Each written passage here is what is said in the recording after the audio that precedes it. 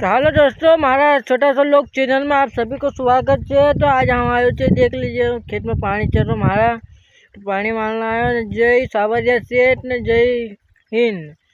बोलना में जरा मिस्टेक हुई कि यार क्या कर सब चल ही लीजिए ना, ढक्का ही दीजिए बोलना चालना में चल तो रहे थोड़ा बहुत। आप हम नयो नयो छे यार दोस्तों, तुम्हारा छोटा सा लोग चैनल में आप सबना को स्वागत।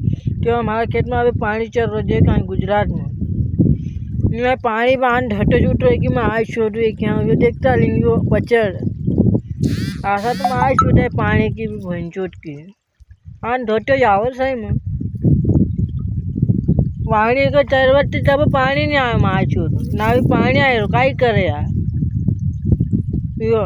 वो दवा चल रही बासाली माटे वह है नहीं भैया पानी को सड़के को सेड़ा पर वहाँ तो जब बंद कर दें तो यार दोस्तों नाच का लेने इतना तुम्हारा वीडियो अच्छा लगा तो शेयर कर जो ना, अपना दोस्तों में सब्सक्राइब भी कर जो है नहीं।